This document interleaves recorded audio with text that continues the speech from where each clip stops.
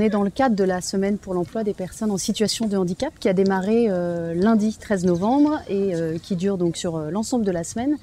Cette semaine, elle est faite tous les ans.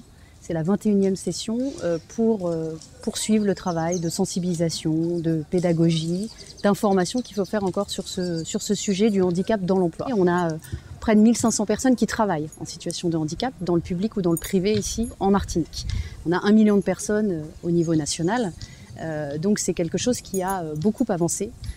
Malheureusement, on a aussi beaucoup de marge de progrès devant nous. Parce que ce fameux taux de 6% que j'évoquais tout à l'heure, on est ici en Martinique dans le secteur privé autour de 2,7%.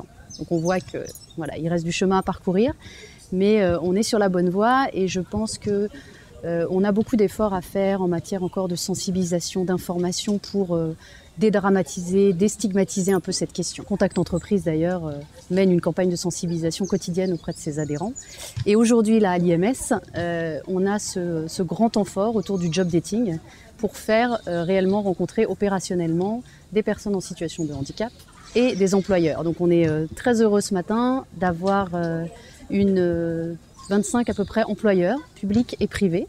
On a des grandes entreprises, on a des entreprises adhérentes de Contact, on a d'autres entreprises dans le public. Là, j'ai croisé la CGSS, on a La Poste, on a GBH qui est là, Sodiva qui était là tout à l'heure.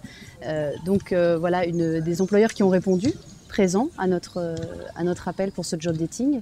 Et beaucoup de bénéficiaires qui viennent depuis ce matin passer des entretiens de recrutement, rencontrer aussi les acteurs du handicap pour se faire un petit peu accompagner dans leur démarche. On a eu des échanges très intéressants et qu'il fallait les encourager, leur donner, les orienter plus spécifiquement dans le domaine où éventuellement ils peuvent mieux s'exprimer. La vocation de l'entreprise, c'est d'accompagner les futurs professionnels qui vont travailler dans les entreprises. Et puis pourquoi le handicap? Parce que c'est un public que je ne vois jamais, avec qui je ne suis pas du tout en contact. Et j'ai pensé que je devais apporter ma pierre à l'édifice également sur ce volet professionnel. J'ai découvert aujourd'hui des gens absolument formidables. Ils n'ont pas du tout le même profil. Chacun a son handicap, chacun a sa façon de percevoir son handicap vis-à-vis du travail. Mais il y a vraiment des gens exceptionnels. J'ai pu rencontrer un chef d'entreprise qui m'a aidé. Je suis en reconversion professionnelle. J'ai une grande expérience dans le domaine que j'ai toujours exploité, mais pour des raisons de santé, je ne peux plus continuer à exercer cette activité. Alors il m'a donné tous les renseignements nécessaires pour pouvoir rebondir avec des mots simples, des mots clairs. Et ce que j'ai apprécié, qu'il a été à l'écoute.